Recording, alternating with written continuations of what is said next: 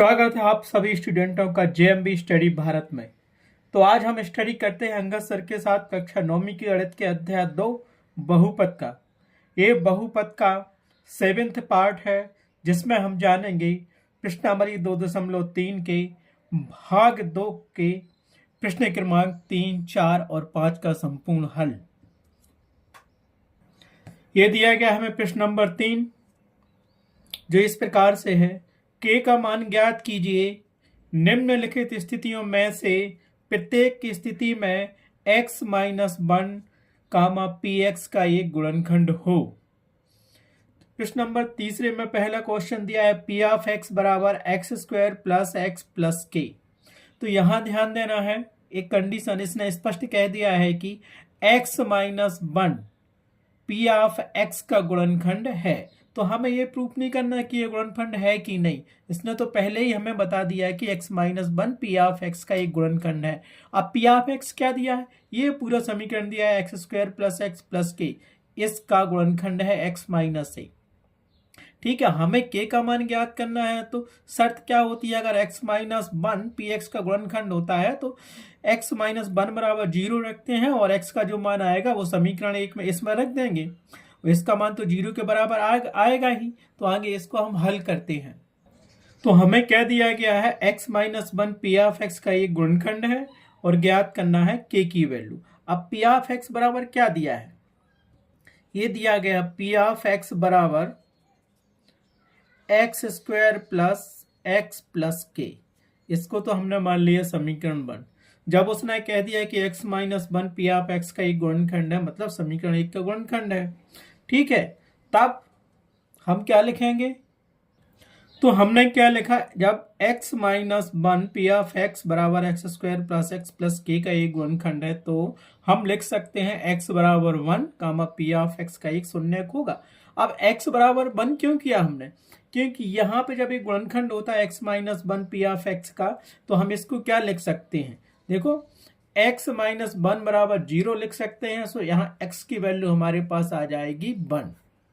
अगर यहाँ प्लस होता तो -1 वैल्यू आती। ठीक है, और जब ये शून्यक है तो यहाँ क्या मिलेगा, p ऑफ 1 बराबर हमें 0 मिल जाएगा। 1 कहाँ है, क्योंकि x का मान 1 आया, अगर -1 आता तो यहाँ -1 लिखते, तो p ऑफ 1 बराबर 0 मिलेगा। अब क्या करेंगे, इसीलिए समीकरण 1 में x बराबर 1 रखने पर रख दिया 1। समीकरण 1 में 1 रखा तो समीकरण 1 हमने यही माना, जहां जहां x है वहां 1 रख दो। p ऑफ x है तो p ऑफ 1 रखा, बराबर किया। x² है तो 1 का स्क्वायर हो जाएगा, प्लस x है तो 1 हो जाएगा, प्लस k है तो k का k ही रहेगा। दैट इम्प्लाइज, अब देखो क्योंकि हमने ये सिद्ध किया तो सिद्ध क्या किया, उसमें दिया गया था कि x - 1 p ऑफ x का एक गुणनखंड है तो x बराबर 1 p ऑफ x का एक शून्यक होगा। जब शून्यक है तो p ऑफ 1 बराबर 0 होगा, क्योंकि इसमें अगर एक x का मान 1 रखेंगे तो ये पूरा 0 के बराबर आता है। तो p ऑफ 1 0 कर लो और 1 का स्क्वायर 1 रहेगा और प्लस 1 रहेगा और प्लस k रहेगा। ठीक है, इतना तो समझ में आपको आगे हम देखते हैं। दैट इम्प्लाइज, इसको इस तरफ लिख लेते हैं, 1 और 1 प्लस 2 हो जाएगा, 2 प्लस के जो कहते हैं वो 0 ही आ गया हमारे पास। सो यहाँ से हमें क्या मिलेगा, दैट इम्प्लाइज के बराबर मिल जाएगा -2। तो के का मान हमने क्या निकाल लिया, -2, और हमें के का मान ज्ञात ही करना था, तो उत्तर बराबर हमारा क्या हो जाएगा, तो उत्तर लिखिए, उत्तर बराबर आ गया k = -2 बन जाएगा। बहुत इजी सवाल है। अगर यहाँ समझ में ना आया हो p ऑफ 1 बराबर 0 क्या है, तो कहना चाहिए जो हमने अपने k का मान निकाला, अगर k का मान यहाँ रखते हैं समीकरण में और x का मान 1 रखेंगे तो क्या मिलेगा, ये 0 मिल जाएगा। यहाँ 1 रखो x का मान तो p ऑफ 1 और यहाँ 1 और k का मान रख दो तो पूरा 0 ही मिल जाएगा। एग्जाम्पल में हम तुमको समझा भी सकते हैं। ठीक है, तो क्या होता है, जब कोई किसी भी संख्या का जो शून्यक होता है उसे 0 के बराबर कर सकते हैं, तो वैसा ही हमने किया था। सिंपल हमने कुछ नहीं किया, जो दिया गया था सिंपल वही किया है। जब x minus one P of x का एक गुणनखंड है तो x बराबर वन, पी ऑफ एक्स का एक शून्यक होगा। और शून्यक है तो पी ऑफ वन बराबर 0 कर सकते हैं क्योंकि x बराबर वन था। अगर x बराबर यहाँ माइनस वन होता तो पी ऑफ माइनस वन बराबर 0 लिखते, 2 होता तो पी ऑफ 2 बराबर 0 लिखते। समझ में आया कि नहीं आया? और x की वैल्यू जो है वो हमने पूरे समीकरण 1 में रख दी तो k की वैल्यू निकाल ली। इसी प्रकार हम तीसरे का दूसरा क्वेश्चन भी सॉल्व करेंगे। इसी प्रकार प्रश्न नंबर तीसरे का दूसरा दिया गया है पी ऑफ एक्स बराबर 2x² प्लस के एक्स प्लस अंडर रूट 2। इसमें भी हमें k का मान ज्ञात करना है और क्या दिया गया है वो हम अब लिखते हैं इसमें। ठीक है, हमें यही दिया गया था कि x minus one P of x का एक गुणनखंड है और ज्ञात करना है k इक्वल टू, मतलब k का मान हमें फाइंड करना है। और पी ऑफ एक्स जानते हो कि ये दिया गया है तो हम क्या लिखेंगे, समीकरण 1 जो दिया गया है उसको लिख लो। पी ऑफ एक्स बराबर हमें क्या दिया है 2x² प्लस के एक्स प्लस रूट 2। इसको हमने दे दिया समीकरण नंबर 2। अब क्या करेंगे, अब क्योंकि उसमें स्पष्ट कहा है कि x minus one P of x का एक गुणनखंड है तो उसको ज्यों का त्यों लिख लो।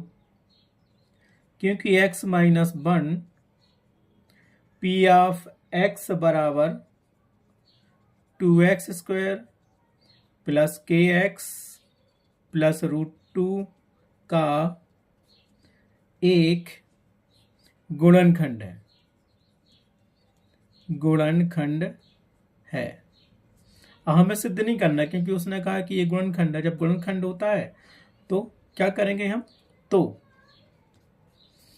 x बराबर वन पी ऑफ एक्स बराबर वन क्यों किया, क्योंकि x माइनस वन दिया है। क्योंकि यहां हम लिखेंगे x माइनस वन बराबर 0, सो दैट इम्प्लाइज x बराबर 1 आ जाएगा। गुणनखंड है तो ऐसा तो कर सकते हैं। x बराबर पी ऑफ x का क्या होगा, एक शून्यक होगा।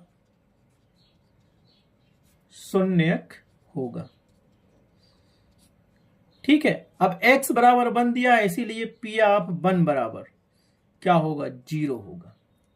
ठीक है, अगर x बराबर यहाँ 2 दिया होता तो p ऑफ 2 बराबर 0 होता, क्योंकि जब इसका ये गुणनखंड है x माइनस वन तो p ऑफ x का शून्यक भी होगा हमारे पास इतना। ठीक है, अब समीकरण 1 हमें क्या दिया, समीकरण 1 तो 1 दिया है तो हम क्या करेंगे, इसीलिए समीकरण 1 में x बराबर 1 रखने पर एवं p ऑफ 1 बराबर 0 रखने पर तो यहां से क्या मिलेगा, दैट एम्प्लाई समीकरण 1 तो पूरा यही दिया है तो हमें क्या मिलेगा, x की वैल्यू 1 रख दो, बराबर किया 2x का स्क्वायर कर लो, प्लस k किया x का मान 1 रख दो, प्लस रूट 2 ज्यों का त्यों कर लिया। दैट एम्प्लाई जब ये p ऑफ 1 दिया तो p ऑफ 1 का मान भी हमें 0 रखना है तो ये 0 रख लो। यहाँ से 2 मिलेगा और गुणित 1 का स्क्वायर 1 आएगा, प्लस k में 1 का गुणा करेंगे तो k ही आएगा और प्लस रूट 2 कर लिया हमने। सो दैट एम्प्लाइज हमें ये क्या मिल गया, यहाँ ध्यान देखना, इसको इस तरफ ले आओ या ऐसे ही लिखा रहने दो। तो यहाँ से मिलेगा 2 प्लस रूट 2 लिख लो प्लस k लिख लो। दैट एम्प्लाइज k को ज्यों का त्यों रखने दो, इसको इस तरफ ले आओ तो ये क्या मिलेगा हमारे पास, k बराबर मिल जाएगा, ये सब इस तरफ आएगा तो -2 माइनस रूट 2 मिल गया। k का मान हमारे पास आ गया ये। ठीक है, तो यही हमें ज्ञात करना था। तो उत्तर बराबर क्या लिखोगे आप, उत्तर बराबर k equal to -2 minus root 2, या फिर उसको ऐसा भी लिख सकते हो, माइनस बाहर ले लो और 2 प्लस रूट 2, ये आंसर इसका हो जाएगा। ठीक है, इस प्रकार ये प्रश्न नंबर तीसरे का दूसरा क्वेश्चन सॉल्व हुआ। प्रश्न नंबर तीसरे का तीसरा अपन हल करते हैं। हमें प्रश्न नंबर तीसरे का तीसरा दिया गया है पी ऑफ एक्स बराबर kx² minus root 2 into X plus 1। हमें इसमें k की वैल्यू फाइंड करनी है। ठीक है, जो दिया गया है वो लिख लेते हैं अपन। ठीक है, तो हमें क्या दिया गया है, x minus one P of x का एक गुणनखंड और ज्ञात करना है k बराबर, k का मान क्या है। जब x minus one P of x का गुणनखंड है तो हमें सिद्ध नहीं करना कि ये x minus one P of x का गुणनखंड है। ठीक है, गुणनखंड है तो इसको हम सीधा सीधा लिख सकते हैं, इसीलिए x माइनस 1 बराबर 0, दैट इम्प्लाइड x बराबर 1। आगे x की वैल्यू 1। ठीक है, अब हम क्या करेंगे, समीकरण 1 मान लो p ऑफ x बराबर हमें दिया ही था ये। ठीक है, p ऑफ x बराबर, इसीलिए p ऑफ x बराबर के x square minus √2 into X plus 1। इसको समीकरण 1 मान लिया हमने, ये हमें दिया है ना, p ऑफ x बराबर दिया है तो लिख दिया है। ठीक है, अब क्योंकि ध्यान देना, क्योंकि x minus 1 p of x क्या है, p ऑफ x बराबर के x square minus √2 into X plus 1 का एक गुणनखंड है, एक गुणनखंड है। जब गुणनखंड है तो x बराबर हमने क्या निकाला था, 1। p ऑफ x का क्या होगा, p ऑफ x का एक शून्यक होगा, शून्यक होगा। शून्यक तो उतने निकलते हैं जो हाईएस्ट पावर होती है, और यहाँ 2 हाईएस्ट पावर है तो 2 शून्यक होंगे, लेकिन हमें तो एक शून्यक दिया है तो दूसरे निकालने की जरूरत नहीं है, हमने तो लिख दिया होगा। इसीलिए p ऑफ 1 बराबर क्या लिखेंगे हम, 0 लिखेंगे। क्यों, क्योंकि x की वैल्यू 1 निकाली थी, x बराबर 1, तो p ऑफ x मतलब p ऑफ 1 बराबर 0। अब क्या करेंगे, हमें k की वैल्यू ज्ञात करनी है, तो समीकरण 1 और इससे हम क्या निकालेंगे, समीकरण 1 2 से निकाल सकते हैं। इसीलिए समीकरण 1 में x बराबर 1 रखने पर तथा p ऑफ 1 बराबर 0 रखने पर। ठीक है, तो पहले तो 1 रखो, समीकरण 1 में क्या मिलेगा, समीकरण 1 यही दिया है पूरा, तो इसमें लिख लो, जहां जहां x 1 लिख लो, p ऑफ x है तो p ऑफ 1 हो गया, के एक्स स्क्वायर है तो के जो का तुम कर लो, एक्स स्क्वायर का मान 1 रख दो, माइनस किया √2 जो का तुम लिख लो, इंटू एक्स का मान 1 रख लो, प्लस 1 है तो 1 जो का तुम मिल गया। अब p ऑफ 1 बराबर अपन 0 रखेंगे, सो दैट इम्प्लाइज ये हो गया 0 बराबर के स्क्वायर, के जो कहते हैं 1 का स्क्वायर क्या आएगा, 1 ही आएगा, माइनस किया √2 में 1 का मल्टीपल किया तो √2 ही आएगा, प्लस 1 जो कहते हैं किया, सो दैट इम्प्लाइज अच्छे से लिख लेते हैं। अब के का मान 1 में करेंगे, 1 का गुणा के में करेंगे तो के ही आएगा, माइनस √2 जो कहते हैं लिख लो, और ये प्लस 1 जो कहते हैं लिख लो, 0 जो कहते हैं रहने दो उस तरफ। ठीक है, तो अब हमें के की वैल्यू ज्ञात करनी है, तो हम क्या करेंगे, यहां से हमें फाइंड वैल्यू मिल गई ना, सो दैट इम्प्लाइज के बराबर क्या मिलेगा, माइनस √2 है उस तरफ जाएगा 0 के तो प्लस √2 हो जाएगा, प्लस का 1 है उस तरफ जाएगा तो माइनस का 1 हो जाएगा, और ये हमें के की वैल्यू यहां से मिल गई जो हमें फाइंड करनी थी। आया समझ में हमें, p ऑफ 1 बराबर 0 क्यों लिखा हमने, क्योंकि x की वैल्यू 1 आई, x की वैल्यू जो आएगी वो यहाँ रखेंगे, उससे 0 के बराबर कहेंगे, क्योंकि इसने स्पष्ट कहा है कि x minus 1 p of x का एक गुणनखंड है, तो हम p ऑफ 1 बराबर 0 कर सकते हैं। ठीक है, तो उत्तर बराबर यहां तुम लिख सकते हो, उत्तर k बराबर √2 माइनस 1। ठीक है, ये हमारा आंसर हो गया। प्रश्न नंबर 3 का तीसरा क्वेश्चन कंप्लीट हुआ। अब प्रश्न नंबर 3 का चौथा क्वेश्चन करते हैं। प्रश्न नंबर 3 का चौथा क्वेश्चन हमें दिया गया है, p ऑफ x बराबर के x square minus 3x plus के, और यहां भी हमें k की वैल्यू फाइंड करनी है। ठीक है, हमें क्या दिया गया है, x minus 1 p of x का एक गुणनखंड है, p ऑफ x बराबर ये दिया है, और ज्ञात करना है k का मान।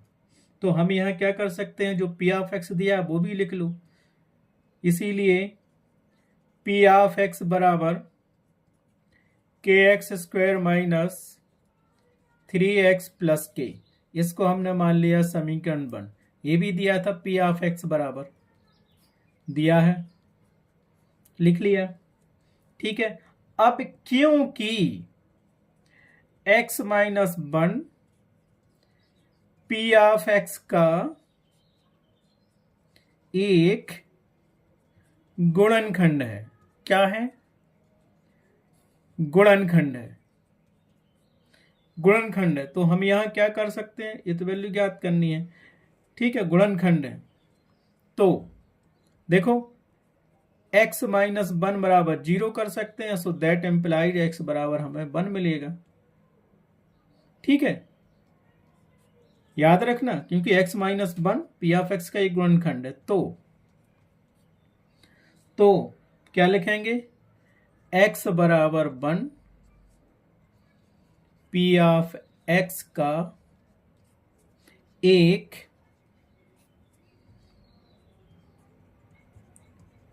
शून्यक होगा, ठीक है। अब x बराबर 1 क्यों किया, क्योंकि हमने ये निकाल लिया, गुणनखंड था, इसलिए हमें 0 x माइनस 1 बराबर 0 कर सकते थे, ठीक है। तो x minus 1 P of x का एक शून्यक होगा, और जब शून्यक है तो हम क्या करेंगे, पी ऑफ 1 बराबर, इसीलिए पी ऑफ 1 बराबर 0 करने पर, क्यों, x बराबर 1, इसका शून्य एक शून्यक है, तो ये कर सकते हैं। अब क्या करेंगे नाउ, इसीलिए समीकरण 1 में x बराबर 1 रखने पर एवं p ऑफ 1 बराबर 0 करने पर, रख लो मान। समीकरण 1 हमें क्या दिया, हमने यही माना, तो p ऑफ x बराबर k x square minus 3x plus k, तो जहां जहां x है वहां पे हम x 1 रख देंगे, तो p ऑफ x था तो p ऑफ 1 हो गया, k जो का त्यों किया, x का मान रख दो, एक्स स्क्वायर था तो 1 का स्क्वायर हो गया, माइनस किया, ये 3x दिया तो 3 जो का तो x का मान 1 रख दो, प्लस k जो का त्यों हो गया। इतना तो समझ में आया आपको। So that employees p of 1 का मान भी अब 0 रख दो, यहां से 0 बराबर मिलेगा, ये k जो का त्यों 1 का स्क्वायर करेंगे तो 1 ही आएगा, माइनस 3 में 1 का गुणा करेंगे तो 3 आएगा, प्लस k जो का त्यों हो गया अपने पास। सो दैट एम्प्लाइज 0 जो का त्यों 1 का गुणा k में करेंगे तो k ही आएगा, माइनस 3 और प्लस k, तो वो एक k एक है और एक ये दिया, तो ये क्या हो जाएगा, k और k जुड़ेंगे तो 2k हो जाएगा। सो दैट एम्प्लाइज, इसको इस तरफ जो का त्यों लिख लो, 0 यहाँ कर दो, इस तरफ जो का त्यों कर दो, तो ये मिल जाएगा 2k और 3 जो का त्यों और ये 0। अब अच्छा लगाना लिख लिया ऐसा, तो दैट एम्प्लाइज, तो हमें क्या मिलेगा, 2k बराबर मिलेगा 3, क्यों, माइनस का उस तरफ जाएगा तो प्लस का 3 हो जाएगा, ठीक है। अब आगे देखो, हमें k की वैल्यू निकालनी है, और k का मल्टीपल है 2 का, तो ये क्या मिलेगा, दैट एम्प्लाइज k बराबर मिलेगा 3/2, निकाल लिया हमने k का मान, यहाँ पर स्पष्ट आ गया, ये k का मान कितना आ गया, 3/2। तो उत्तर बराबर क्या लिखोगे आप लोग यहाँ पे,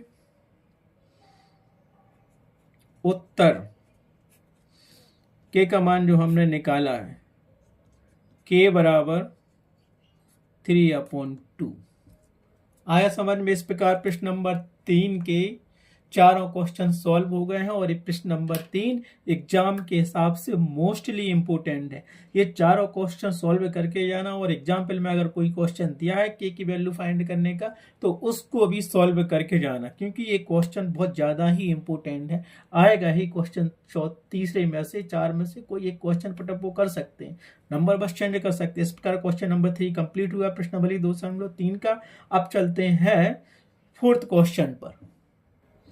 क्वेश्चन नंबर 4 हमें दिया गया है, गुणनखंड ज्ञात कीजिए, और क्वेश्चन 4 में भी कुछ क्वेश्चन दिया गया। पहला क्वेश्चन दिया है 12x square minus 7x plus 1, second दिया है 2x square plus 7x plus 3, और थर्ड दिया है 6x square plus 5x minus 6, और फोर्थ दिया है 3x square minus x minus 4।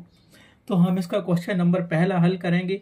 पहला हमें क्या दिया गया है, लिख लो उसको, 12x square minus 7x plus 1, हम इसको हल करेंगे। क्वेश्चन नंबर 4 का पहला क्वेश्चन।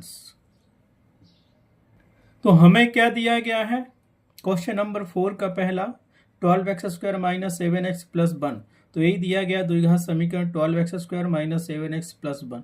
अब द्विघात समीकरण को हल करना हमने पहले आपको बता चुके हैं, लेकिन फिर भी हम एक थोड़ा सा शॉर्ट रूप में द्विघात समीकरण को हल करने की एक ट्रिक बता देते हैं कि द्विघात समीकरण का व्यापक समीकरण क्या होता है और इसे कैसे हल करते हैं।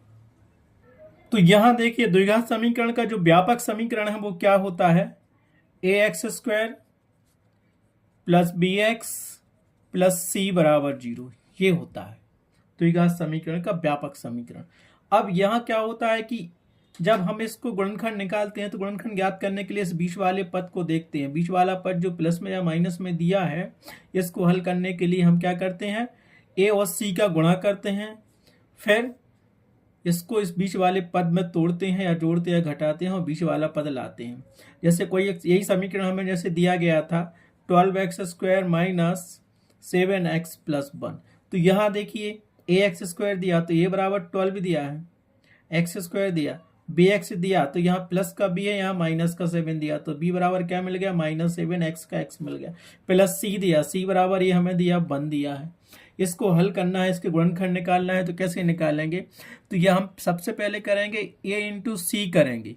a इंटू सी मतलब x² का गुणक और c का कोएफिशिएंट क्या है, 1 है, c बराबर 1 दिया है और a बराबर 12 दिया है, तो ये क्या मिलेगा हमें 12 गुणित 1, तो ये c बराबर हमें क्या मिल गया, 12 मिल गया। अब इस 12 के गुणनखंड निकालना है कि जोड़ने पर -7 आ जाए, बीच वाला पद बनाना है। तो क्या करेंगे हम, 12 का हम क्या करेंगे, गुणनखंड निकालेंगे, 2 का भाग देंगे सबसे पहले तो 6 बार जाएगा, फिर 2 का दिया तो 3 बार गया, फिर 3 का दिया तो 1 बार गया, तो ये आ गया तुम्हारे पास। ठीक है, इसका मतलब होगा कि हमें जब गुणनखंड तोड़ना है तो जोड़ने में क्या आना चाहिए, -7 आना चाहिए और दोनों का गुणा करेंगे तो 12 आना चाहिए। तो एक जोड़ी तो ये मिल गई, 2 गुणे 2 4 और ये 3 मिल गया। अगर इनको हम गुणा करेंगे इन दोनों का तो क्या मिलेगा, देखो 4 गुणे 3 बराबर 12 हो जाएगा और जोड़ेंगे तो क्या प्लस का 7 हो जाएगा। तो हमें क्या करना है, यहाँ -7 चाहिए तो माइनस कर दो, -4 और -3, तो यहाँ से -4 और -3 का गुणा करेंगे तो हमें 12 तो +12 मिलेगा और यहाँ जोड़ेंगे तो -4 और -3 7 मिल जाएगा। आया समझ में, आप इस प्रकार से हम गुणनखंड निकालेंगे। ठीक है, तो चाहो तो इसका यहाँ कर सकते हो कि इसको समीकरण नंबर 1 दे दो। ठीक है, तो यहां से हम निकालेंगे, देखो निकाल लो, रफ में करना है ये सब। समीकरण 1 की तुलना व्यापक समीकरण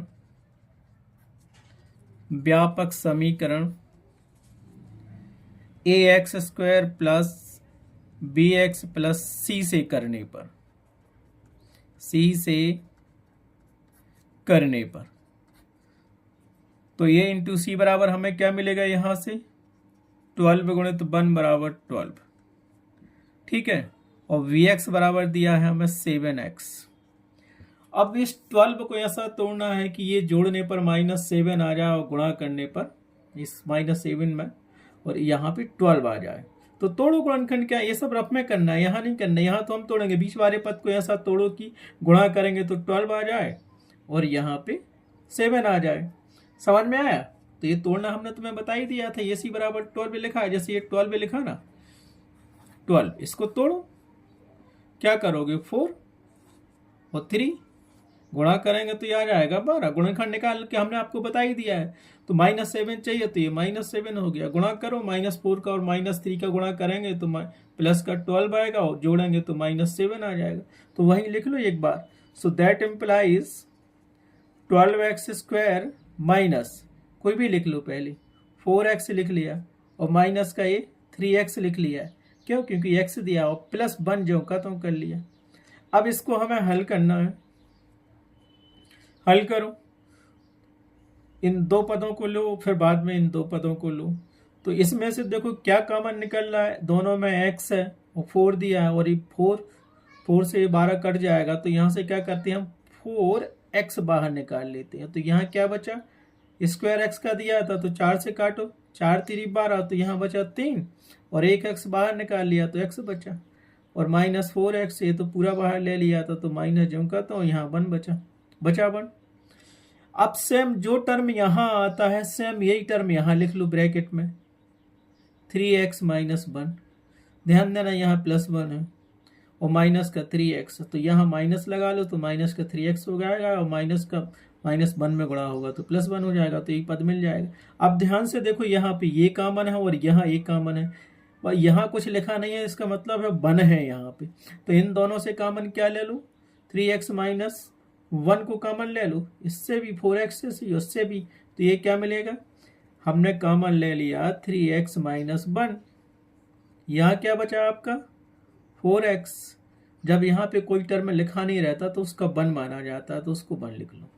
ये हो गया, गुणनखंड ज्ञात कर लिया हमने। बस यही पूछा था कि गुणनखंड ज्ञात करो, तो हमने लिख दिया that implies 12x square minus 7x, और ये प्लस 1 को हम क्या लिख सकते हैं, 3x minus 1 into 4x minus 1, या 4x minus 1 into 3x minus 1। तो उत्तर बराबर हम क्या लिखेंगे, इसका उत्तर हमारे पास आ गया है। ध्यान देना, उत्तर क्या आ गया, आप लिख दो उत्तर बराबर, उत्तर 3x minus 1 into 4x minus 1। ये हमारे पास उत्तर आ गया। क्वेश्चन नंबर 4 का पहला क्वेश्चन कंप्लीट हुआ। इसी प्रकार हम क्वेश्चन नंबर 4 का दूसरा क्वेश्चन कंप्लीट करेंगे, जो दिया है 2x square plus 7x plus 3। इसके भी गुणनखंड निकालना है, सेम इसी तरीके से हम उसके भी गुणनखंड निकालेंगे। ठीक है, ठीक है। तो दूसरा हमें दिया गया 2x square plus 7x plus 3। तो जो दिया गया है द्विघात समीकरण, उसको लिखो। दिया गया द्विघात, द्विघात मतलब 2 की घात उच्चतम घात है, समीकरण 2x square plus 7x plus 3। इसको हमने समीकरण 1 मान लिया। ठीक है, सेम डिक्टो वही करना जो हमने कंपेयर पिछले सवाल में किया था।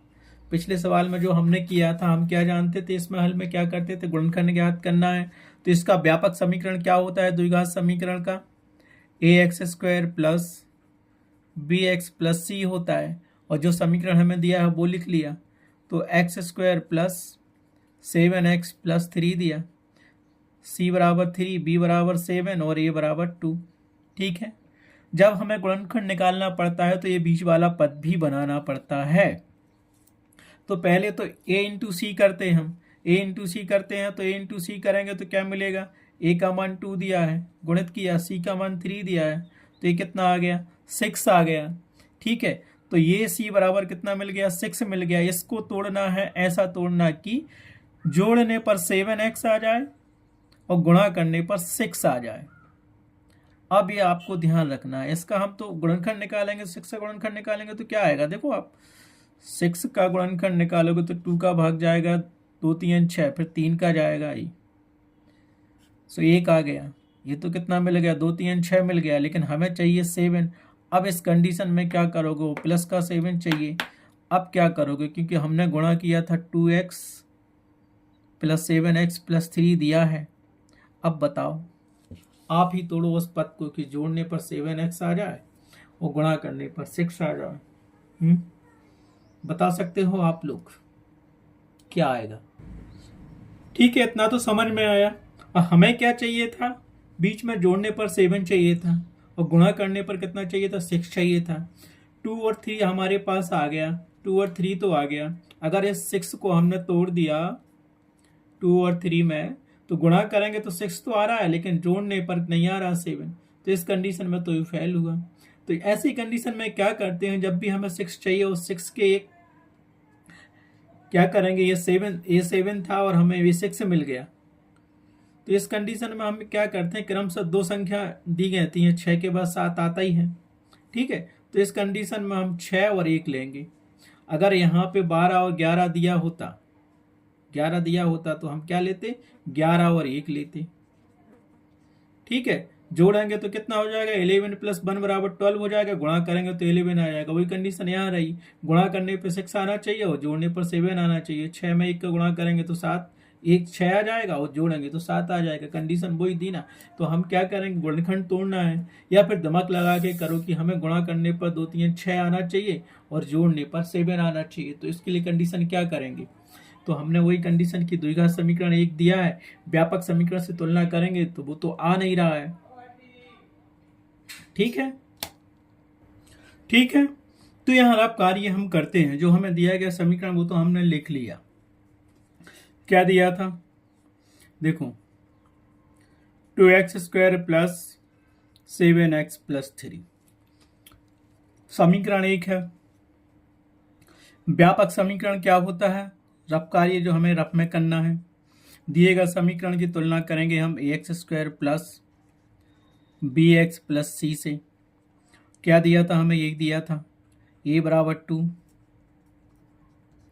b बराबर 7, c बराबर 3। तो सबसे पहले गुणनखंड निकालते हैं, तो ये और c का गुणा करते हैं। तो a बराबर 2 दिया था और c 3 दिया है, तो ये आ गया 6। क्या करना है, इस बीच वाले पद को ऐसा तोड़ना है कि गुणा करने पे 6 आए और जोड़ने पर 7 आ जाए। अब इसको तोड़ेंगे तो 2 3 6 होगा, 6 तो आ जाएगा, लेकिन 2 और 3 को जोड़ेंगे तो क्या करेंगे हम, ये देखो गुणा करो तो 6 तो आ गया, लेकिन जोड़ेंगे तो 5 आ रहा है। तो इस कंडीशन में क्या करोगे, यहाँ थोड़ा दिमाग लगाने का, हमें बीच में +7 चाहिए जो भी है। तो इसको हम तोड़ेंगे 6 × 1 में, आया समझ में। अब गुणा करेंगे 6 में 1 का गुणा करेंगे तो 6 ही आएगा, और जोड़ेंगे तो 6 + 1 बराबर 7 आ जाएगा। तो हमें मिल गया इसका गुणनखंड। एक ही सवाल ऐसा दिया, टफ सवाल दिया है ये, तो दिमाग लगा के ऐसे ही करना। तो हम क्या करेंगे, इसको हम लिख सकते हैं 2x² प्लस, अब 7x को तोड़ दो, तोड़ो 7x को, क्या करोगे 6x प्लस x, यही लिखेंगे ना हम। तो करो 6x प्लस x, 7x आ जाएगा, +3 जो का तो कर लिया हमने। आया समझ में। सो दैट एम्प्लाइज, यहाँ से ये दो पद टर्म अलग कर लो। तो यहाँ से हमने एक ब्रैकेट लगा लिया, 2x² प्लस 6x प्लस जो का त्यों किया और x प्लस 3। इसमें से कॉमन क्या निकाल सकते हैं, 2x² दिया 6x दिया, 2 से 6 कट जाएगा तो और यहाँ से एक 2x निकलेगा और यहाँ से भी निकल सकता है। तो 2x बाहर ले लो, यहाँ केवल बचा x, प्लस किया 2 3 6 होता है, तो यहाँ पे बचा केवल 3 प्लस और x प्लस 3 ज्यों का त्यों ब्रैकेट लगा दिया। अब यहाँ कुछ नहीं है तो 1 का मल्टीपल कर दो, 1 का होता ही ऑलरेडी, लिखते नहीं है हम। अब देखो दोनों में सेम कॉमन क्या आ रहा है, x प्लस 3 कॉमन आ रहा है, तो यहाँ से ले लो। हमने कॉमन क्या ले लिया, x प्लस 3 ले लिया कॉमन, ब्रैकेट लगा लिया। x प्लस 3 यहाँ से कॉमन लिया तो बचा 2x, और यहाँ से कॉमन लिया तो प्लस का बचा 1। मिल गया हमें एक गुणनखंड। आया समझ में थोड़ा बहुत। तो हम क्या कर सकते हैं, that employees 2x² plus 7x plus 3 को हम लिख सकते हैं x plus 3 into 2x plus 1। ये तो सब रफ का कार्य है, ये सब रफ में करना है आपको, मैन काफी में यही करना है। तुम्हारे पास आंसर क्या हो जाएगा, आप बताओ आंसर। तो उत्तर बराबर हो जाएगा x plus 3 into 2x plus 1। अब चाहे इसको पहले लिखो इसको बाद में लिखो, या फिर ऐसे ही लिखा रहने दो, ये तुम्हारा आंसर आ गया गुणनखंड के रूप में। अब चलते हैं प्रश्न नंबर 4 के तीसरे क्वेश्चन पर। तीसरा क्वेश्चन क्या कहता है वो हम देखते हैं। अब हमें क्वेश्चन नंबर 4 का तीसरा क्वेश्चन दिया है, 6x² प्लस 5x माइनस 6। हमें ज्ञात क्या करना है, इसके गुणनखंड निकालने हैं, और इसको हमने लिख लिया, दिया गया है द्विघात समीकरण 6x² प्लस 5x माइनस 6। इसको हमने समीकरण नंबर 1 दिया है और इसके गुणनखंड हमें ज्ञात करने हैं। ठीक है, अब गुणनखंड होने की वही शर्त होती है आप चाहो तो, क्यों, हम यहाँ पे रफ में जो हमें कार्य करना वो हम यहाँ पे कर लेते हैं रफ में। तो हम यहाँ क्या करेंगे, समीकरण 1 की तुलना द्विघात समीकरण का व्यापक समीकरण होता है ax² plus bx plus c से करते हैं। तो यहाँ क्या दिया, तो ये दिया था हमें 6x² plus 5x minus 6। a बराबर 6 मिलेगा, b बराबर 5 मिलेगा, c बराबर -6 मिलेगा। तो जब गुणनखंड निकालते हैं तो हमारे पास प्रोसेस वही है, ये तो रफ में करना है। ठीक है, मैन काफी में नहीं करना, रफ में करना है तोड़ के। तो हमने क्या किया, ए बराबर तो यहाँ हमें क्या मिल गया 6 मिल गया, बी बराबर हमें क्या मिल गया 5 मिल गया, सी बराबर -6 मिल गया। गुणनखंड निकालना है तो ये इंटू सी करेंगे तो ये क्या मिलेगा 6 है और सी क्या दिया -6 दिया, गुणा करो तो बराबर कितना मिल गया -36 मिल गया। अब गुणा करने पर 36 मिल गया। अब इस बीच वाले पद को क्या करना चाहिए, गुणा करेंगे तो 36 आना चाहिए और जोड़ने पर 5 आना चाहिए, ऐसा तोड़ना है इस बीच वाले पद को। तो क्या तोड़ेंगे, पहले तो हम इसका निकाल लेते हैं, क्या 36 का निकालते हैं गुणनखंड।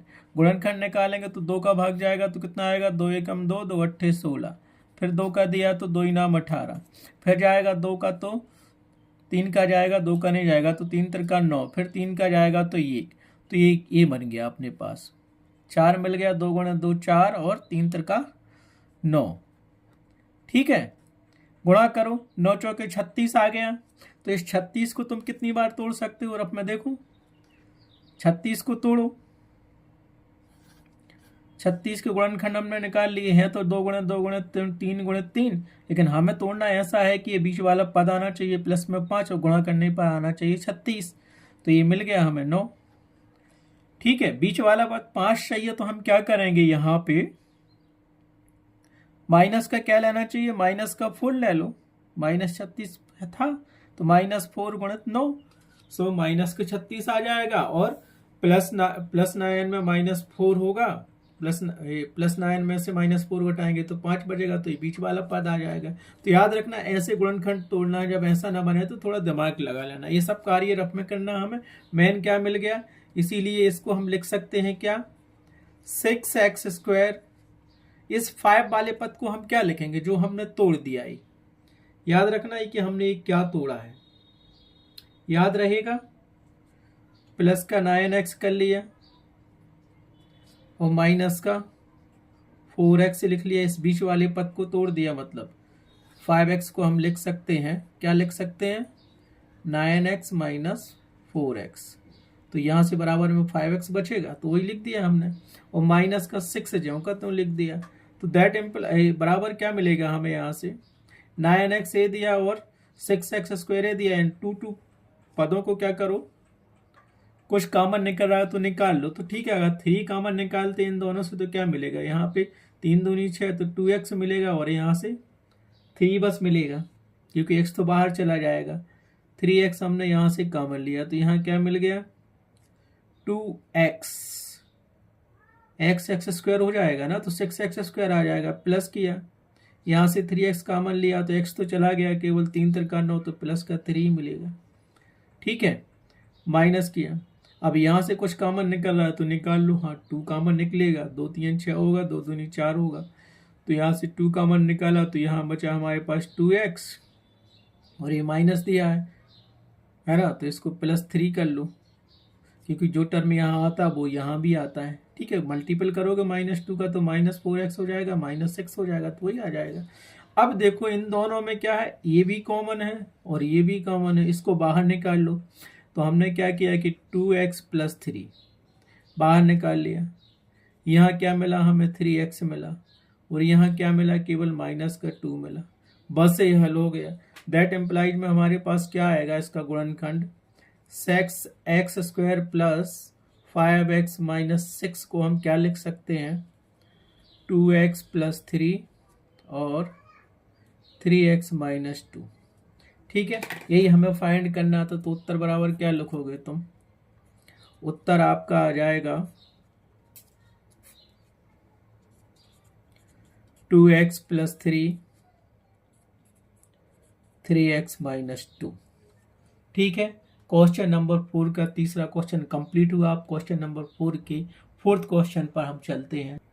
तो देखो क्वेश्चन नंबर 4 का 4th हमें दिया गया 3x² - x - 4। इसका हमें गुणनखंड ज्ञात करना है। तो हमने लिख लिया है कि दिया गया है द्विघात समीकरण 3x² - x - 4, और इसको समीकरण 1 दे दिया।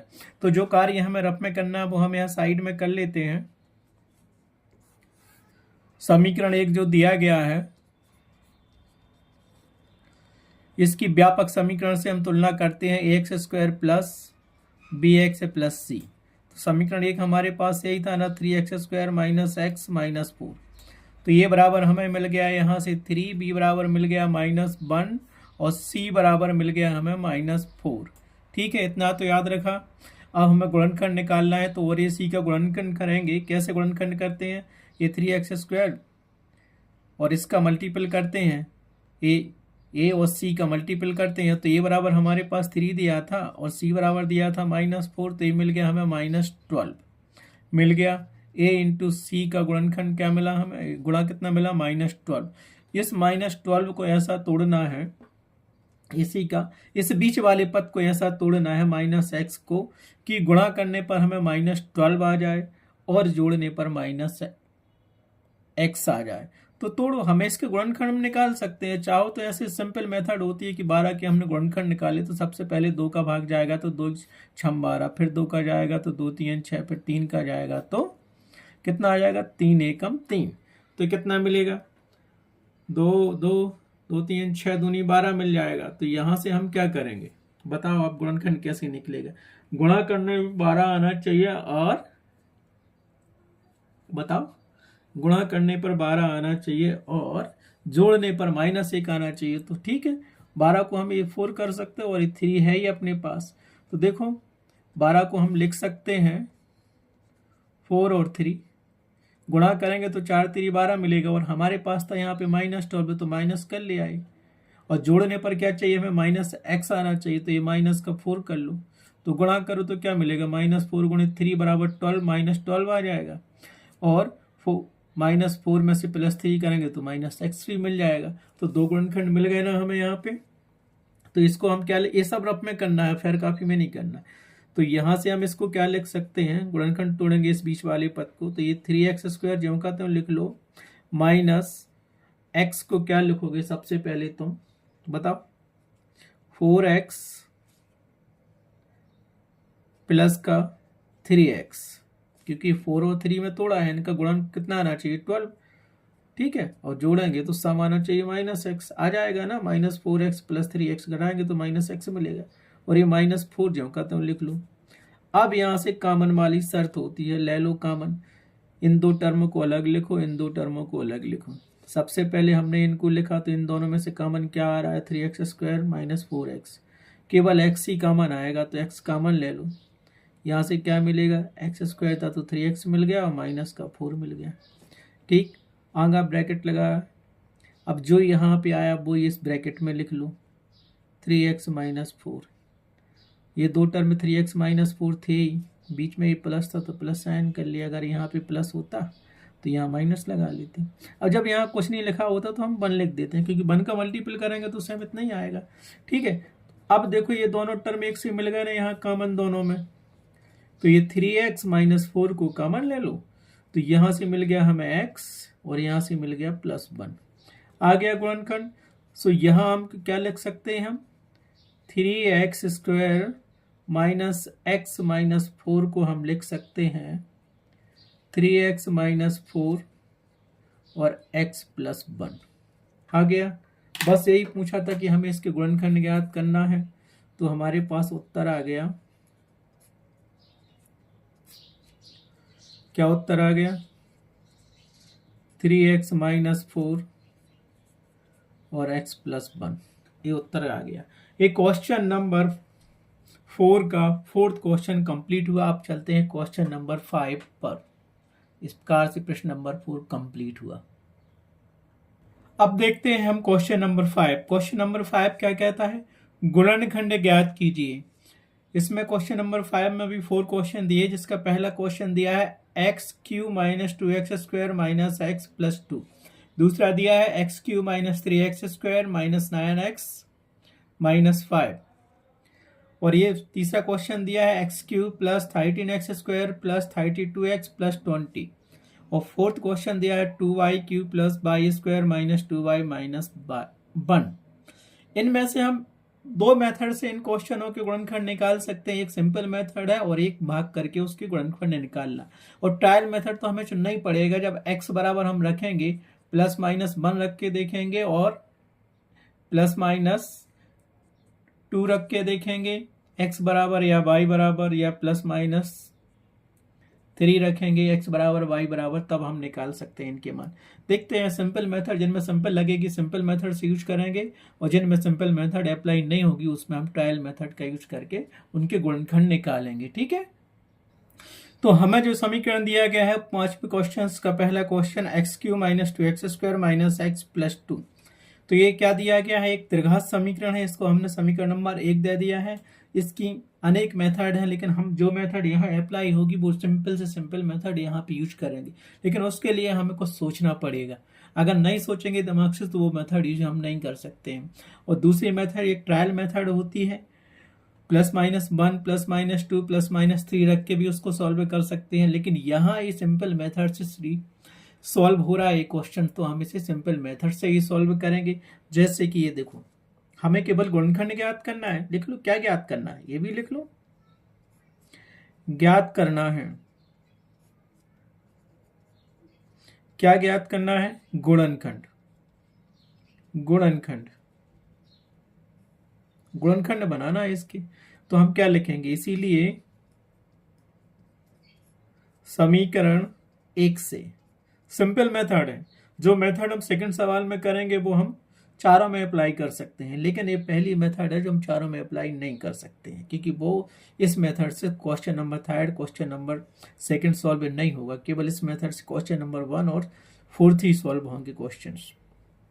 तो हमें दिया x³ - 2x² - x + 2, इसको हमने ज्यों का त्यों लिख लिया, लिखा हमने x³ - 2x² - x + 2, सेम लिख लिया। अब ध्यान देना, यहाँ पे x³ है और यहाँ पे x² है और यहाँ पे x + 2 है। अगर यहाँ से हम x² कॉमन लेंगे तो x - 2 बनेगा, और यहाँ पे x + 2 है ही, ये पहले सोचना है तब ये मेथड यूज करेंगे। तो हम यहाँ से क्या करेंगे, इन दो टर्मों को अलग कर रहे हैं और इन दो को अलग कर रहे हैं, तो इन दोनों को हमने ऐसा लिख लिया, ब्रैकेट में चाहो तो लिख सकते हो, नहीं तो ऐसे ही लिखा रहने दो। तो x² हमने क्या किया, इन दोनों से बाहर निकाल लिया, तो यहाँ से क्या मिला, x और माइनस का है मिल गया 2, माइनस जो कहता हूँ यहाँ देखो, अब जो यहाँ पे आया कोष्टक के अंदर वही से हम यहाँ लिख दो, या फिर जो दिया है उसको लिख दो, तो x - 2 कर लो। ठीक है, अब -1 ये दिया, माइनस का गुणा करेंगे तो -x आ जाएगा और प्लस का 2 आ जाएगा। आया समझ में, केवल इन दोनों को अलग किया, इन दोनों को अलग किया, ब्रैकेट नहीं लिखा तो सिंपल ऐसा ही लिखते, लेकिन हमने ब्रैकेट लगा दिया तो ये माइनस बाहर निकाल लिया, तो अंदर माइनस हो गया, प्लस की जगह पे माइनस हो गया। ठीक है, अब क्या करेंगे, इन दोनों से x - 2 x - 2 कॉमन निकालो, जब यहाँ कुछ नहीं है तो 1 का मल्टीपल होता है, तो हमने x - 2 बाहर निकाल लिया, यहाँ से बचा हमारे पास x² और यहाँ से बचा हमारे पास -1। इतना तो आपको समझ में आ गया होगा। ठीक है, आगे हम इसमें देखो क्या करते हैं, ध्यान देना। जे को तो हमने लिख लिया ये x - 2, इसको हम क्या लिख सकते हैं, x² - 1²। क्यों, 1 के ऊपर चाहे स्क्वायर लगाओ, चाहे क्यू लगाओ, चाहे 4 की घात लगाओ या 5 की घात लगाओ, उसका मान तो हमेशा 1 ही आएगा, तो हमने ऐसा लिख लिया। अब ऐसा क्यों लिखा वो हम आपको आगे बता रहे हैं। देखो, अब हम इसको क्या लिख सकते हैं, x - 2 इंटू, इसको लिख सकते हैं x - 1 इंटू x + 1। क्यों, रीजन दे दो, क्योंकि एक बीजीय व्यंजक सर्वसमीका होती है a² - b², इसको हम लिख सकते हैं a - b और a + b, तो वही था, a बराबर हमें x दिया था और b बराबर हमें क्या दिया, -1 दिया है, तो वही तो सर्वसमीका हो गई। इसको हमने तोड़ दिया है, देखो x² - 1² को हमने तोड़ दिया, x - 1 और x + 1, तो हो गया। तो गुणनखंड हमने क्या लिख लिया, इसीलिए हम क्या लिख सकते हैं, that implies x³ - 2x² - x + 2 को हम लिख सकते हैं x - 1 x - 2, अच्छा है माइनस पहले लिख लो, लास्ट में भी प्लस का लिख लो, x + 1, ये गुणनखंड आ गया हमारे पास। ठीक है, तो उत्तर बराबर क्या हो जाएगा, उत्तर भी तुम यही लिख सकते हो, गुणनखंड पूछा था उसने, तो उत्तर लिख दिया हमने x - 1 x - 2 और x प्लस 1।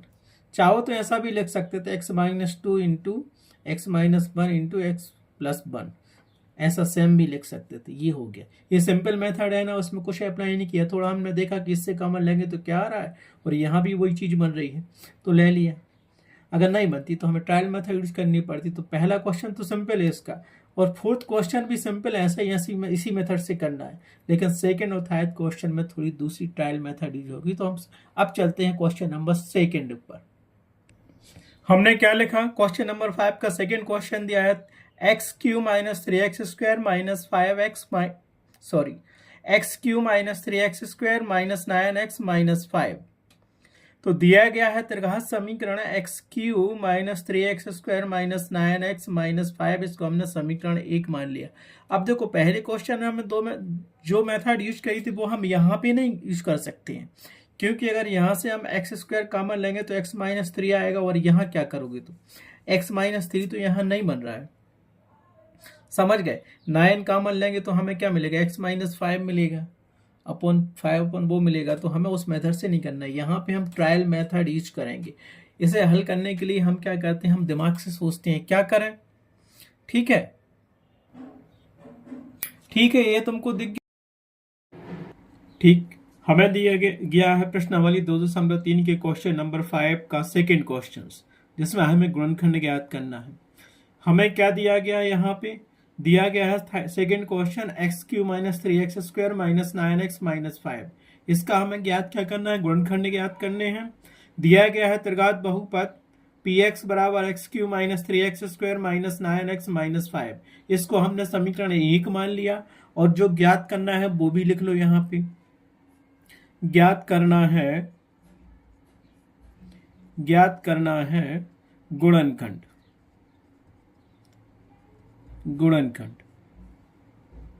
ठीक है, अब कंडीशन यहाँ क्या है, त्रिघात बहुपद दिया है, उच्चतम घात 3 की दी है, तो इसके 3 गुणनखंड होंगे।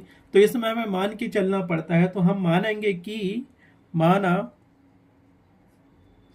x प्लस 1 बहुपद का गुणनखंड है, बहुपद का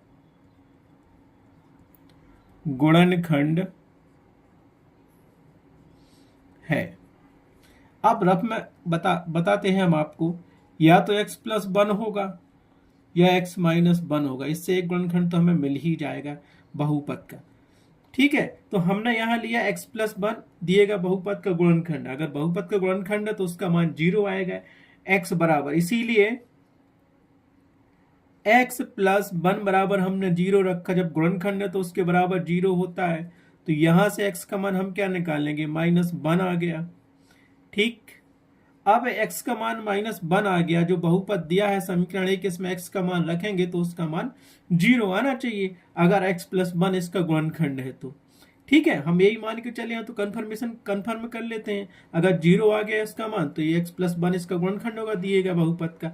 तो हम क्या लिखेंगे यहाँ पे, इसीलिए समीकरण 1 में x बराबर माइनस 1 रखने पर, कंफर्म करेंगे ना, तो क्या दिया समीकरण 1, पी ऑफ एक्स दिया है, x का मान माइनस 1 रखो, बराबर किया हमने यहां से, तो क्या मिलेगा, एक्स क्यू है तो x का मान माइनस 1 का होल क्यू हो गया, माइनस 3 जो कहते हो x का minus 1 whole square minus 9, x का मान माइनस 1 माइनस 5 हो गया।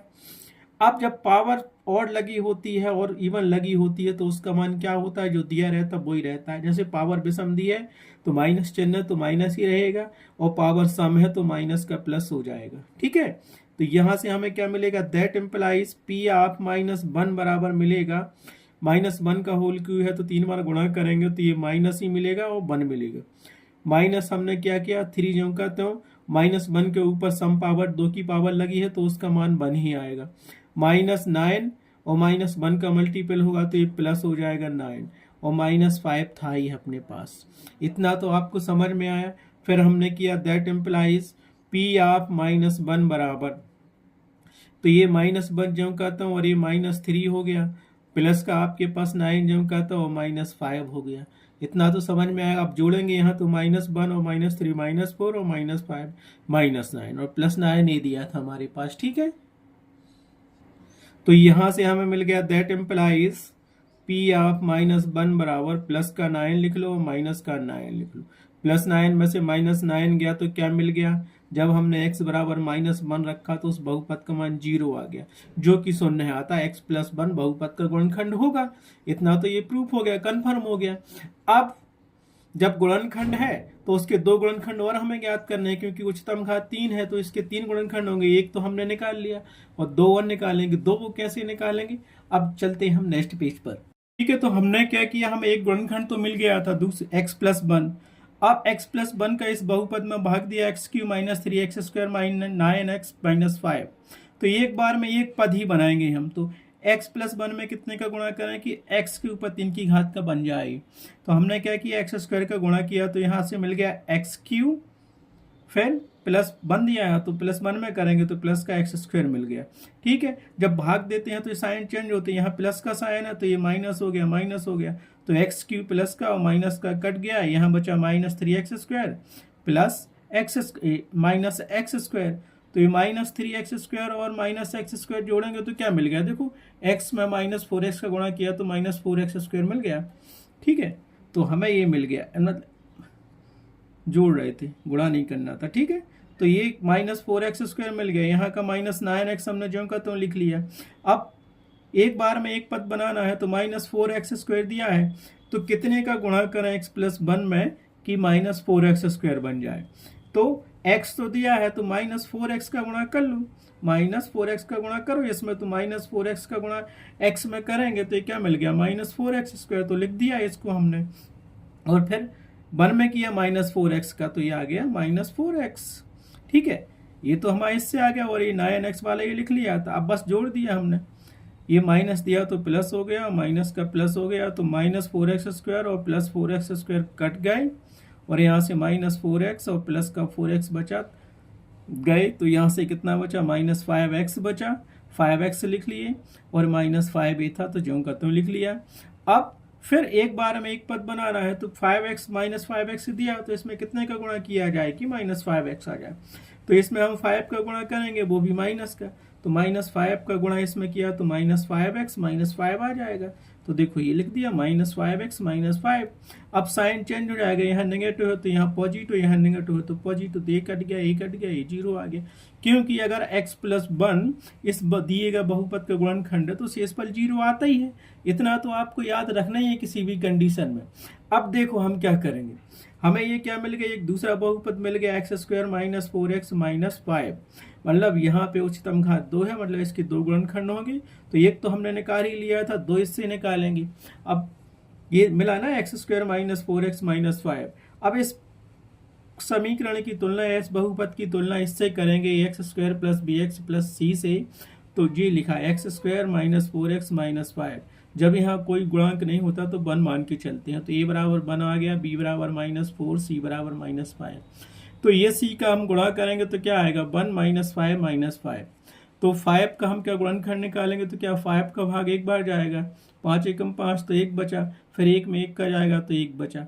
तो ये आ गया हमारे पास, क्योंकि इसका और इसका गुणा करेंगे तो इस बीच वाले पद को तोड़ना है। -4x चाहिए और हमारे पास इसके गुणनखंड कितने आए, इतना आया।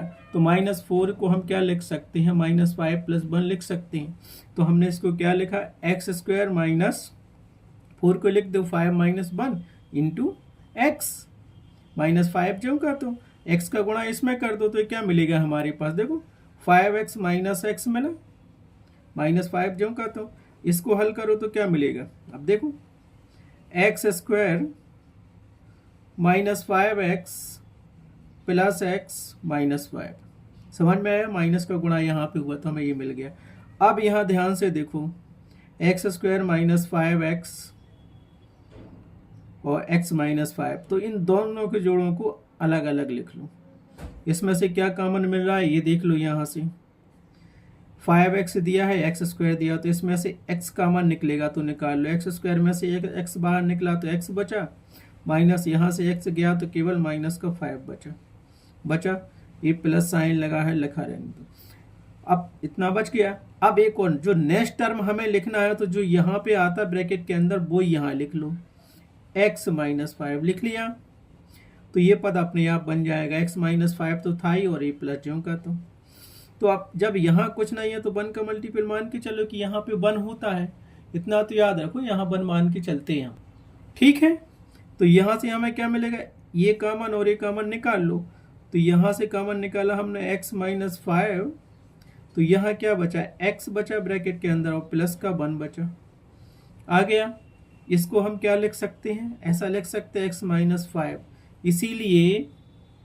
इसीलिए p ऑफ x जो बहुपद था हमारे पास कितना था, x Q minus 3x square minus 9x minus 5, इसको हम लिख सकते हैं गुणनखंड के रूप में। पहला गुणनखंड था हमारे पास x प्लस 1, दूसरा ये था ना x प्लस 1, और दूसरा 2 ये आ गए हमारे पास x माइनस 5 और x प्लस 1।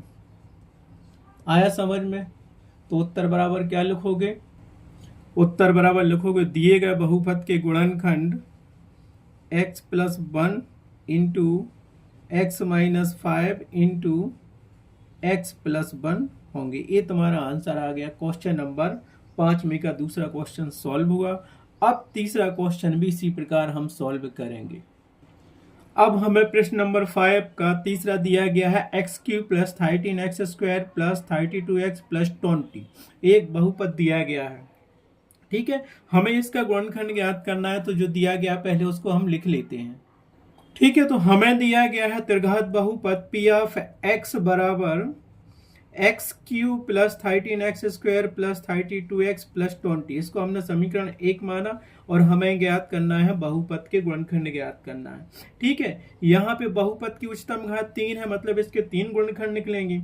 अब 3 गुणनखंड निकालने के लिए हमें एक लंबी प्रोसेस स्क्रिप्ट करनी पड़ेगी, तो हम उसमें मान लेते हैं कि क्या मानेंगे इसको हल करने के लिए, माना कि x प्लस 1 इस बहुपद का गुणनखंड है, और यदि x प्लस 1 इसका गुणनखंड है तो हमें कन्फर्म भी करना पड़ेगा, क्योंकि उसको 0 के बराबर भी लाना पड़ेगा। 0 आ जाता है x बराबर -1 रखने पर तो वह उसका गुणनखंड होगा, और 0 नहीं आता है तो उसका गुणनखंड नहीं होगा। तो हम मानते हैं कि क्या माना कि x प्लस 1 बहुपद का गुणनखंड है। अगर गुणनखंड है तो x प्लस 1 बराबर हम 0 कर सकते हैं, मान लिया हमने। ठीक है, देखते हैं, कंफर्म करेंगे कि x का मान रखने पर क्या आता है। तो यहाँ से x का मान हम क्या निकालेंगे, x बराबर -1 आ गया। जब x प्लस 1 दिए गए बहुपद का गुणनखंड है तो x बराबर -1 रखने पर इसका मान 0 आना चाहिए। अगर 0 आता है तो x प्लस 1 इस बहुपद का गुणनखंड होगा, और 0 नहीं आता है तो नहीं होगा, और नहीं होगा तो हम x माइनस 1 बराबर 0 रखेंगे और x का मान 1 रख के देखेंगे। तो देखते हैं ये इसका गुणनखंड है कि नहीं है। तो हम क्या करेंगे, अब समीकरण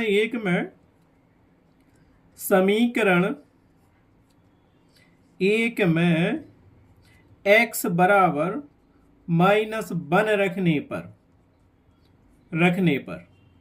x बराबर -1 रखेंगे तो इस बहुपद का मान देखते हैं क्या आ रहा है। अगर 0 आता है तो दिए गए बहुपद का गुणनखंड x प्लस 1 होगा। ठीक है, रखो। तो क्या दिया समीकरण 1, p ऑफ x दिया है तो p ऑफ -1 बराबर क्या मिलेगा, x क्यू दिया है, x का मान -1 का होल क्यू हो गया, प्लस हमने किया 13x स्क्वायर दिया था, 13 लिखा और x का मान -1 स्क्वायर लगा दिया, प्लस दिया हमें 32 लिखा और -1 लिख लिया, प्लस 20 ज्यों का तो है, यही दिया गया था हमें। इसको सॉल्व करेंगे तो दैट इम्प्लाइज p ऑफ -1 बराबर क्या मिलेगा। देखो -1 के ऊपर 3 की पावर लगी जो कि विषम पावर है या ऑड पावर है। जब ऑड पावर रहती है तो साइन ज्यों का त्यों रहता है, और 1 का 3 बार गुणा करेंगे तो वो 1 ही आएगा। तो ये क्या -1 मिल गया, प्लस किया हमने 13 ज्यों का त्यों लिखा, और -1 के ऊपर स्क्वायर की पावर लगी है जो कि सम पावर है, वो सम पावर होती है तो प्लस साइन हो जाता है। तो ये क्या मिलेगा, +1 मिलेगा। प्लस अब यहाँ पे क्या 32 प्लस का है और -1 ये दिया है, मल्टीपल करेंगे 32 में -1 का तो माइनस का 32 आ जाएगा अपने पास, और प्लस का 20 ज्यों का त्यों दिया है। ठीक है, सो दैट इम्प्लाइज p ऑफ -1 बराबर हमें मिलेगा -1, और 13 में +1 का गुणा होगा तो +13 ही मिलेगा, माइनस के 32 हैं ये आपके पास, और प्लस का 20 मिल गया। अब इसको हल कर लो तुम, प्लस माइनस एक तरफ कर लो तो ये क्या मिलेगा, दैट इम्प्लाइज पी ऑफ -1 बराबर माइनस का 32 और माइनस का 1 तो ये कितना मिलेगा 33 और प्लस का 20 और प्लस का 13 तो ये मिल गया 33 और माइनस का 33 यहाँ से ये हो गया। तो 33 में से 33 गया तो हमें क्या वैल्यू मिली यहाँ से, पी ऑफ -1 बराबर 0 जो कि शून्य है। x का मान -1 रखने पर 0 आ रहा है, अतः x + 1 इस बहुपद का गुणनखंड है। तो इस बहुपद का एक गुणनखंड तो हमने निकाल लिया x + 1। अब दो गुणनखंड और निकालना हमें इसके, तो दो गुणनखंड निकालने के लिए हमें क्या करना पड़ेगा, इस बहुपद में x + 1 का भाग देना पड़ेगा। x + 1 का भाग देंगे तो x² के रूप में एक बहुपद मिलेगा, उससे हम दो गुणनखंड निकाल लेंगे। ठीक है, इसके लिए चलते हैं हम नेक्स्ट पेज पर। इसीलिए नेक्स्ट गुणनखंड निकालने के लिए क्या करेंगे, x + 1 का इस दिए गए बहुपद में हम भाग देंगे। अब भाग कैसे देना है, केवल एक बार में एक पद ही बनाएंगे, बाकी सब अपने आप आ जाएंगे। तो यहाँ पे x³ दिया है, x³ बनाने के लिए हमें क्या करना पड़ेगा, x + 1 में किसका गुणा करना पड़ेगा, x² का गुणा करते हैं। तो x² का गुणा करेंगे इसमें तो क्या मिलेगा हमें, x² × x का गुणा करेंगे तो मिल जाएगा x³ प्लस 1 दिया था, 1 में x² का गुणा होगा तो प्लस का हमारे पास x² आ गया। ये तो समझ में आया है ना, नहीं आया तो देख लो रफ में, x गुणित x² बराबर x³ मिला। इसकी 1 पावर गुणा में घातें जुड़ जाती है ना, a के ऊपर m की पावर हो और a के ऊपर n की पावर हो तो क्या होता है, a⁴m + n होता है। तो यही किया, 1 + 2 = 3। इतना तो समझ में आ गया। ये सब हमें करना है रफ में। अब यहाँ देखो साइन चेंज हो जाते क्योंकि भाग दे रहे हैं, तो यहाँ प्लस है तो माइनस लगा लो और यहाँ भी प्लस है तो माइनस लगा लो। तो ये प्लस का और माइनस का x³ कट जाएगा, यहाँ पे 13x² और माइनस का x²। क्या बचेगा हमारे पास, यहाँ से केवल 12x² बचा, 13x² में से गए। अब हमें ये पद लेना है क्या, प्लस का 32x, ये तो इसके साथ कट गया, बचा ये 32x + 20, तो एक बार में एक पद ले लो, 32x ले लिया प्लस का। ठीक है, अब एक बार में फिर एक ही पद बनाना है, तो यहाँ 12x² दिया है, 12x² दिया तो क्या करें, कितने का गुणा करें कि ये 12x² आ जाए। तो यहाँ केवल x दिया है तो यहाँ पे तुम लिख लो प्लस का 12x, 12x का गुणा x में करोगे तो क्या आएगा, 12x² हो जाएगा, और 1 में करोगे तो प्लस का 12x हो जाएगा। देखो वही कंडीशन रही ना कि हमने क्या किया, यहाँ पे x गुणित 12x करो कितना आ रहा है, तो ये कितना आ जाएगा 12x² आ गया, और 1 में गुणा किया हमने 12x का तो क्या मिल गया, 12x मिला, तो वही लिख दिया। साइन चेंज कर लो, प्लस का माइनस, तो ऊपर का प्लस का है 12x², नीचे का माइनस का है तो कट गया। 32x प्लस के हैं और माइनस के 12x माइनस के हैं 12x, तो 32 में से 12 घट गए तो कितने बचे, 20x बचे कि नहीं बचे। ठीक, और ये अब लास्ट पद बचा तो इसको लिख लो, +20 है तो +20 कर लो। तो एक बार में एक पद ही बनाना है, तो हम क्या करेंगे, कितने का गुणा करें x + 1 में कि ये पद बन जाए। तो यहाँ पे x दिया है तो 20 का कर लो, तो +20 किया हमने, तो ये कितना मिलेगा हमें, 20x मिलेगा, और प्लस 1 दिया है तो 1 में 20 का होगा तो प्लस का 20 आ गया। और ये देखो ये प्लस साइन तो ये माइनस, ये प्लस तो माइनस, तो ये भी कट गया और ये भी कट गया, शेषफल क्या आ गया, 0 आ गया। एक और तरीका इसको कंफर्म करने का है, अगर x + 1 इसका गुणनखंड है तो शेषफल हमेशा 0 आएगा ही किसी भी कंडीशन में, अगर नहीं होगा तो नहीं होगा। ठीक है, तो ये गुणनखंड है इसलिए शेषफल 0 आ गया।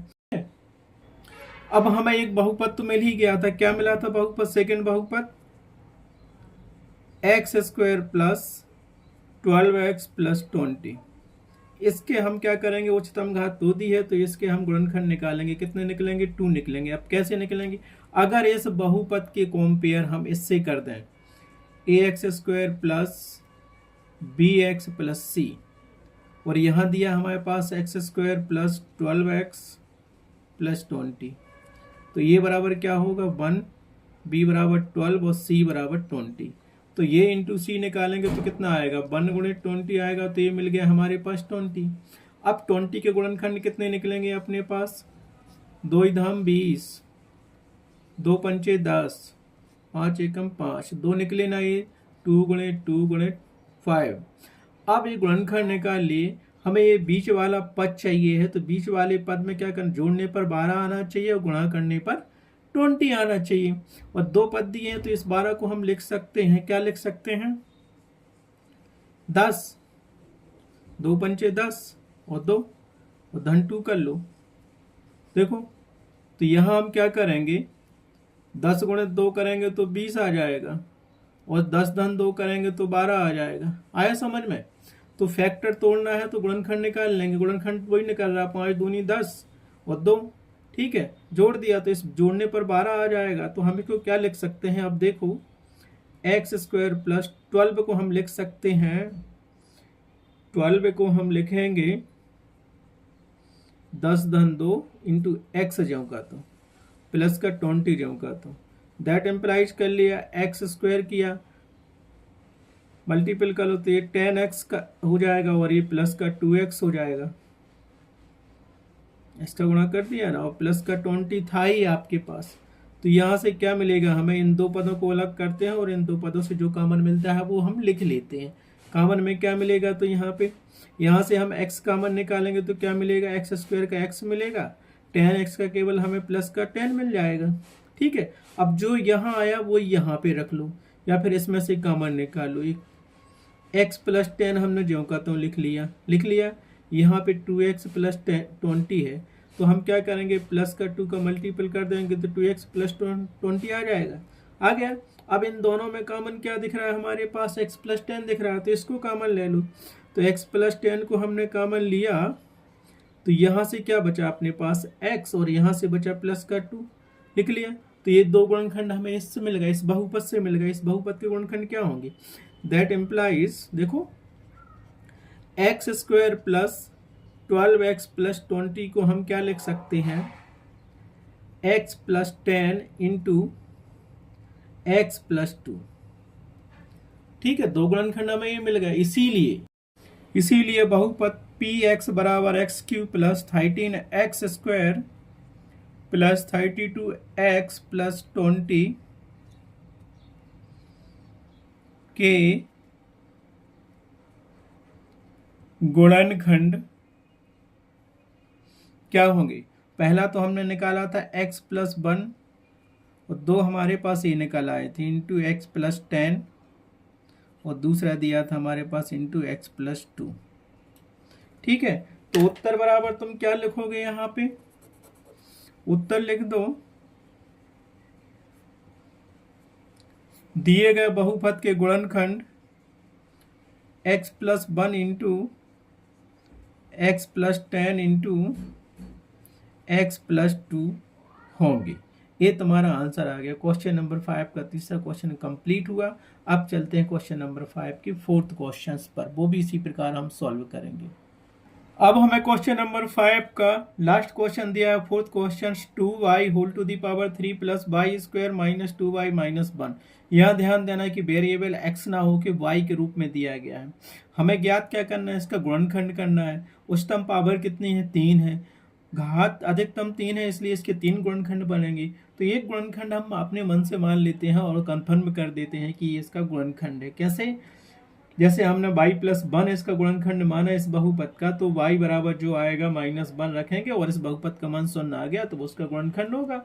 और नेक्स्ट जो बहुपद मिलेगा उससे 2 गुणनखंड और हम निकाल लेंगे। ठीक है, तो अब जो दिया है वो हम लिखते हैं।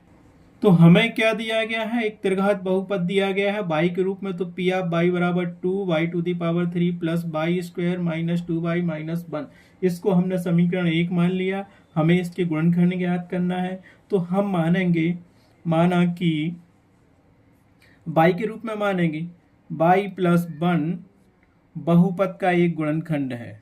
किस बहुपद का, जो दिया गया है, बहुपद का एक गुणनखंड है। ये हम मान के चल रहे हैं, गुणनखंड है। तो हम क्या करेंगे, कन्फर्म भी हमें बात करना पड़ेगा कि ये गुणनखंड है कि नहीं। इसके लिए हम क्या करेंगे, इसीलिए माना कि y प्लस 1 बराबर 0।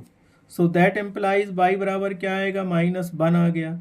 y का मान हमने क्या निकाल लिया, -1 आ गया। y का मान -1 इस दिए गए बहुपद में समीकरण 1 में रखेंगे और उसका मान 0 आ जाता है तो ये कन्फर्म होगा कि y+1 इस बहुपद का गुणनखंड होगा। तो ठीक है, हम चेक करते हैं, उसको रखते हैं।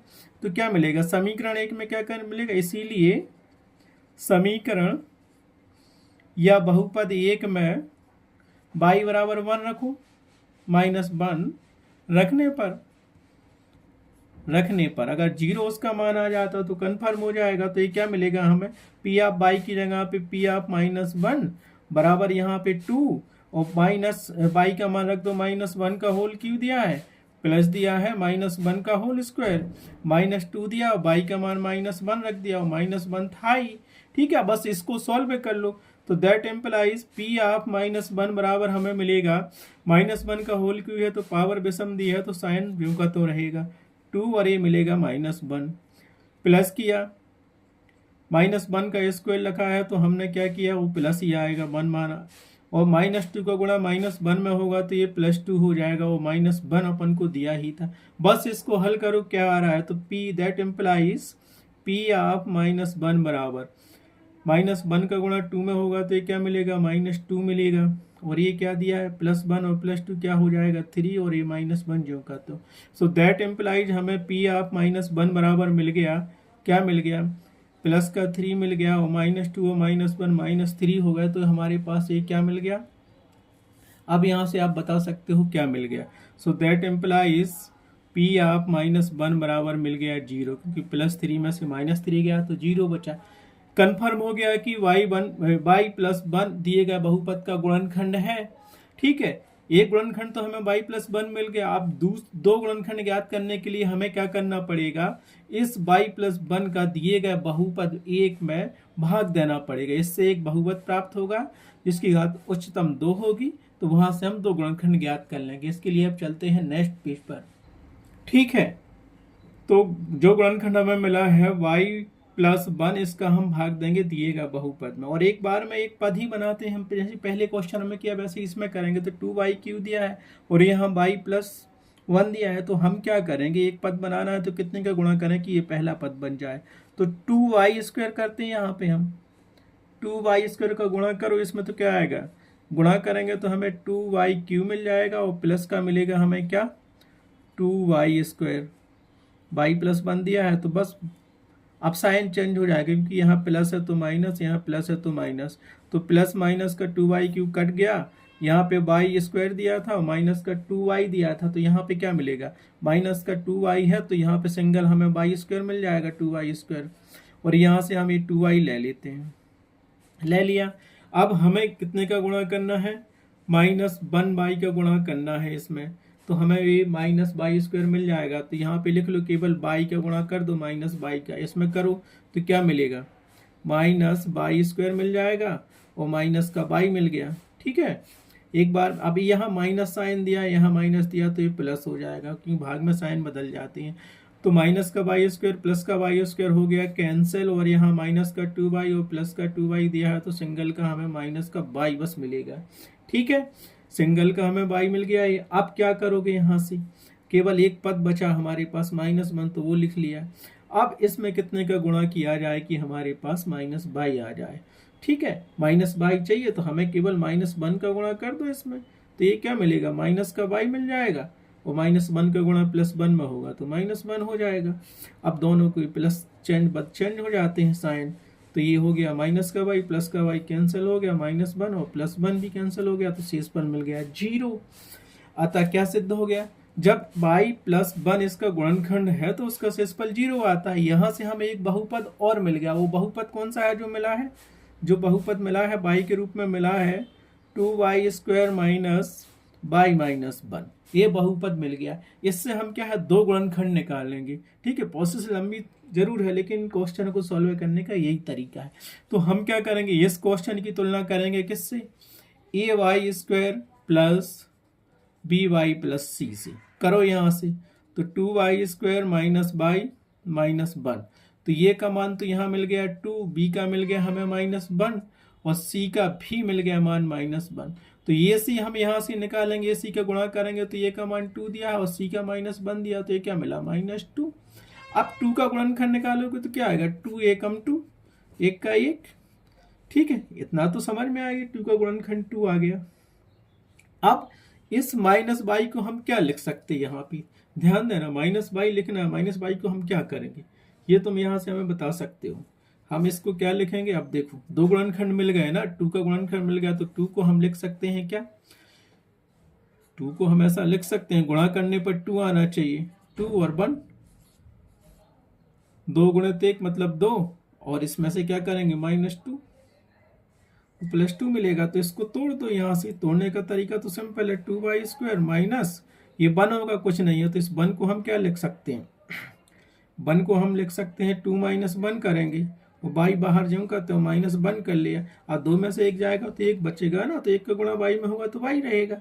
अब इसका मल्टीपल इसमें कर लो, y का और माइनस का, तो ये देखो हमारे पास यहाँ से क्या मिल गया, 2y², और यहाँ से मिलेगा 2y और माइनस का y, और -1 जो का, तो इतना तो समझ में आया आप सभी को। अब देखते हैं आगे। अब देखो माइनस का भी गुणा इसमें होगा, तो ये 2y², सो माइनस का 2y आ जाएगा, और प्लस का माइनस प्लस तो y हो जाएगा, और -1 जो का तो दिया है। अब इन दोनों में से कॉमन ले लो, जोड़े बना लो इन दोनों के और इन दोनों के, तो इन दोनों में से कॉमन क्या आ रहा है अपने पास, ये देखो, सो 2y कॉमन ले लो, 2y कॉमन लिया तो यहाँ से बचेगा y, और माइनस यहाँ बचेगा 1, और यही y -1 यहाँ लिख दो। एक चीटिंग है एक प्रकार की, जो यहाँ आया वो यहाँ पे लिख दो, ठीक है। और अंतिम पद हमें y -1 चाहिए था, तो प्लस साइन का जो करते हैं तो यहाँ गुणा 1 कर लो, ठीक है, उसका गुणांक हमने 1 मान लिया। अब देखो y -1 और y -1 कॉमन है तो बाहर निकाल लो, y -1 दोनों से कॉमन निकाल लिया, तो यहाँ क्या बचा, 2y बचा, और ये प्लस का 1 है, जब कुछ नहीं होता तो प्लस का 1 होता है, तो ये क्या मिल गया अपने पास से मिल गया, ठीक, कितना तो याद रहा। इसीलिए बहुपद 2y² माइनस y -1 को हम लिख सकते हैं y -1 इंटू 2y + 1। तो 2 गुणनखंड तो हमें ये मिल गए इसके। अब उत्तर बराबर क्या करोगे, इसीलिए बहुपद, क्या बहुपद था तुम्हारा, p(y) के रूप में, उस बहुपद को पूरा लिख लो, 2y³ + y² - 2y - 1। इसको हम क्या लिख सकते, 3 गुणनखंड थे तो लिख लो गुणनखंड। पहला गुणनखंड हमारे पास था y + 1, और 2 ये निकाले थे हमने, y -1 और 2y + 1, ये आ गया गुणनखंड। इसको हम ऐसा लिख सकते हैं, गुणा करेंगे, गुणनखंड है, इसको लिख लो गुणनखंड है, ठीक है। जो प्रोसेस हमने यहाँ पे की है तो रब वाली प्रोसेस है, ये सारी मेन है आपकी, ठीक है। तो उत्तर बराबर हम क्या लिखेंगे इसका, आप लोगों को उत्तर मिल गया है तो उत्तर बताइए क्या लिखेंगे हम। उत्तर लिखेंगे दिए गए बहुपद का उत्तर क्या आएगा, गुणनखंड ज्ञात करना, तो दिए गए बहुपद के गुणनखंड क्या होंगे, दिए गए बहुपद के गुणनखंड होंगे हमारे पास, पहला आया y + 1 जो मान के चले थे वो कंफर्म किया था, दूसरा आया y -1, और उसी का तीसरा आया 2y + 1, ये उसका आंसर हो गया। इस प्रकार प्रश्नावली 2.3 कंप्लीट हुई, और 2.3 का ये लास्ट क्वेश्चन 5 क्वेश्चन था, और 5th का भी ये 4th क्वेश्चन था जो कि लास्ट, इस प्रकार ये कंप्लीट हुई। इस प्रश्न नंबर 5 में 4 क्वेश्चन दिए हैं, चारों क्वेश्चनों की मेथड एक ही है, बस थोड़ा सा दिमाग लगाना है आपको, तरीका यही है करने का, ठीक है। अब चलते हैं नेक्स्ट प्रश्नावली 2.4 को, वो हम नेक्स्ट वीडियो में पढ़ेंगे।